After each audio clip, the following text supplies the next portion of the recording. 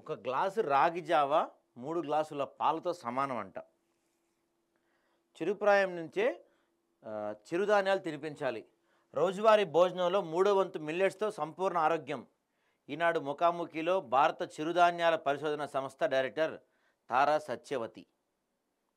హాస్పిటల్స్లో విద్యా సంస్థలు కూడా వినియోగించాలని చెప్తున్నారు.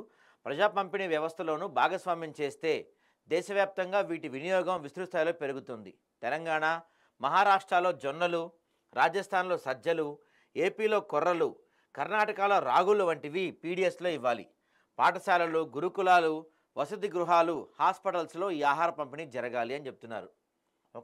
ఒక గ్లాసు రాగి జావ పోషకాల పరంగా 3 గ్లాసుల పాలతో సమానమని, పిల్లలకు రాగి జావ, జొన్న రొట్టె ఇప్పటి నుంచి అలవాటు చేయాలని భారత చిరుధాన్యాల పరిశోధన సంస్థ డైరెక్టర్ తారా సత్యవతి సూచించారు.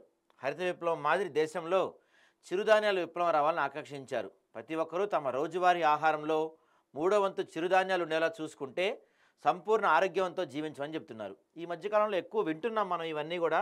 ఈ మిల్లెట్ ఫుడ్ కానీ ఇలాంటివి తీసుకుంటే మంచిదని చెప్తున్నారు. దాంతోపాటుగా ఇక్కడ ఏం చెప్తున్నారంటే ఒక గ్లాసు కనుక రాగి జావ తాగితే 3 గ్లాసుల పాలతో సమానం అంట.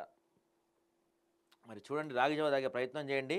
దట్టు రాబోయేది సమ్మర్ కదా, సమ్మర్లో రాగి జావ తాగితే కొంచెం డీహైడ్రేట్ కాకుండా ఉంటారంట, కొంచెం బలం ఎక్కువ వస్తుందంట. చిన్నపిల్లలకైతే తాగించండి పర్టికులర్గా.